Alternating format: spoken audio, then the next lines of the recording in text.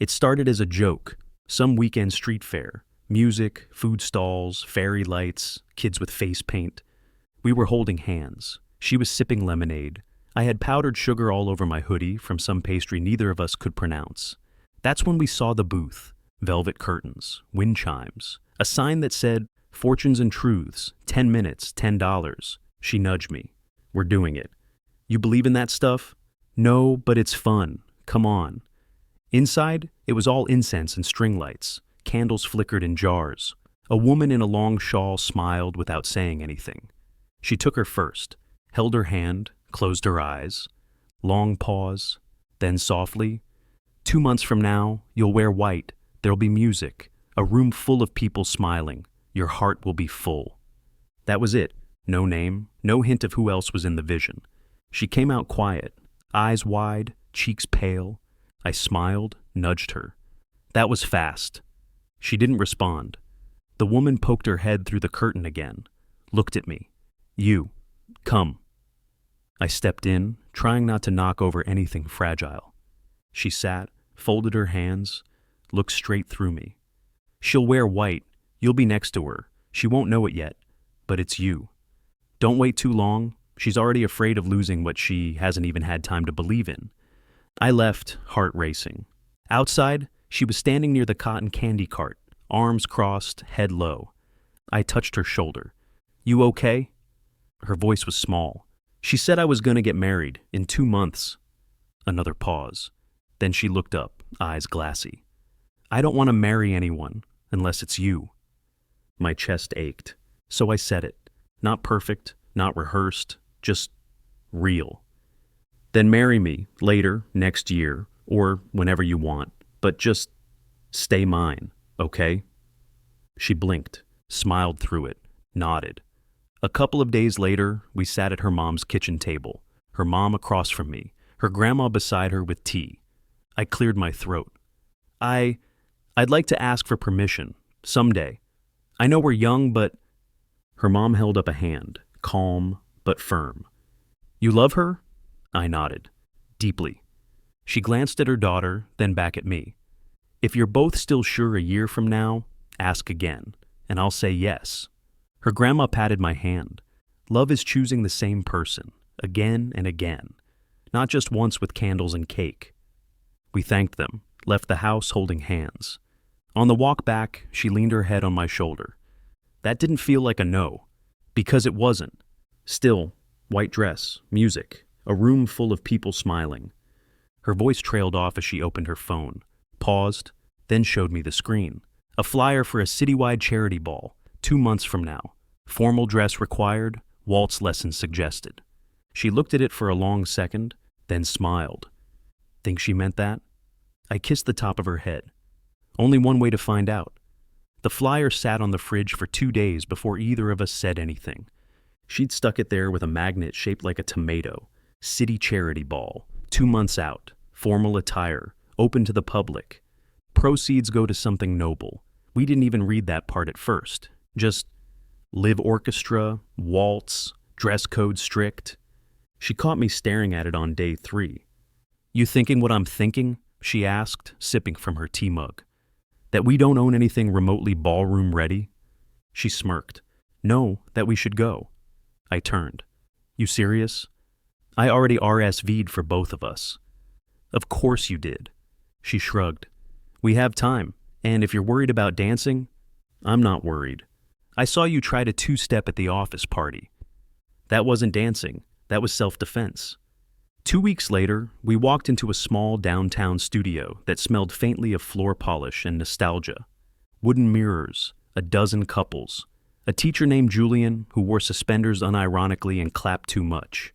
We stood awkwardly in the corner. You'll be fine, she whispered. Just don't step on my... Ow! Sorry, that was nerves.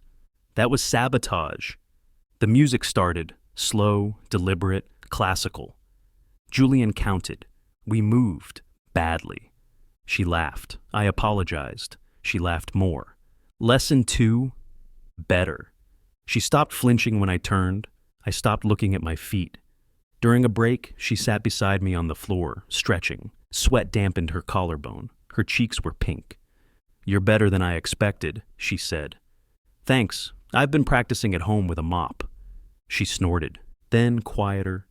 "You know, a few months ago I had guys asking me out every week." I looked up. "You don't say." "I do. DMS, text messages, someone left me flowers at work once." My jaw tightened without my permission. "But I said no. To all of them." "Because you were busy?" "Because I was waiting." "Waiting?" "For you to stop being such a chicken and ask me out." I blinked. "You knew I liked you?" She grinned, eyes bright. You were about as subtle as a car alarm." I stared. "Why didn't you say anything?" "Because I liked watching you try." Lesson 4, the final one before the big night. We wore our actual shoes for the ball. She had on soft heels that made her taller than me by half an inch. I pretended not to notice. She definitely noticed. We danced the full song, no mistakes. Near the end, when Julian told us to hold the final pose, she leaned forward, forehead almost touching mine. "Still nervous?" she whispered. "About the dance?" "About everything." I thought about it, about the ball, about the suit I had to rent, about holding her all night while strangers watched. Then I looked at her. "No, not when you're here." She didn't say anything, just smiled, and for a second, I could swear the music was written just for us. We got ready at her place. She'd kicked me out of the bedroom for an hour with a firm, "Don't peek, I want it to be a reveal." I sat on her couch in my rented suit, tie slightly crooked, palms annoyingly sweaty. My reflection in the TV screen looked way too serious. "You good in there?" I called. "No, I'm in a dress and it has a zipper I can't reach." "Permission to assist?" "Granted, but no peeking until I say so." I stepped in. She stood with her back to me, hair pinned up, shoulders bare. White fabric hugged her waist, loose and soft near the floor. She held her breath as I zipped her up slowly. Then she turned. I froze. "You hate it?" she asked, eyes uncertain. I blinked. I think I just forgot how to speak. Her smile started small, then grew. "You clean up all right yourself," she said, smoothing my lapel. "Like a nervous penguin. Elegant, flightless, accurate." The venue was a restored theater, domed ceiling, chandeliers, a live quartet in the corner, playing something classical that made my ribs feel tight. Couples in gowns and tuxes moved like water, confident, graceful. We stepped inside like imposters in someone else's fairy tale, but she never let go of my hand. We danced, not perfectly, but well enough. She laughed mid-spin. I almost tripped once. We bumped into one couple near the edge and apologized in sync. When the music slowed, I held her close. Her cheek brushed mine. "You remembered the steps," she whispered. I was motivated. She pulled back just enough to look me in the eyes. "Is this what she saw?" "Who?" "The fortune teller." I looked around. The lights, the white dress, the smiling people, the music. Then back at her. "Yeah," I said. "I think this was it." Later, we stepped outside. The night air was cool, the street quiet. She carried her heels in one hand, walking barefoot on the concrete like it was the most natural thing in the world. I offered my jacket. She declined. I like the chill, keeps the memory sharp. We sat on the curb near a shuttered bakery. She leaned against me. "I'll never forget this," she said softly. "Me either. Also, my toes are gonna hate me forever." "Worth it?" She looked at me, eyes shining in the streetlight. "Completely." A block away, someone played jazz from a window. We stayed there a while, just listening. And in that moment, no speeches, no rings, no guarantees. We both knew some memories don't need promises. They're already enough. No announcement, no big moment, just soft shifts. My hoodie started living on her chair. Her mug appeared in my cabinet. We stopped saying, "your place" or "mine," because it was always hers, or always mine. Eventually, it was just ours. She started humming while she cooked, always off-key, always the same melody. I never asked what it was, and I liked not knowing. She started doing laundry for both of us, folded my shirts in a way I couldn't replicate if my life depended on it. I pretended not to care. I secretly loved it. One Sunday, I caught her using my toothbrush. She froze, guilty. I just shrugged. "Guess we're really doing this." She smiled, toothpaste on her lip. I was already doing it. You're the one catching up. We got good at weekends. Groceries in the morning, eggs and coffee, folding laundry while watching terrible romantic comedies, dancing in the kitchen to music we didn't admit we liked. We argued, but never fought, over things like which pasta brand actually tastes better, whether socks before pants is chaotic, who forgot to buy toilet paper. It was always me. At night, she'd fall asleep on my chest, one leg over mine, always warm, always home. I used to think love was fireworks. Turns out, it's leftovers, blanket stealing, and falling asleep mid-sentence.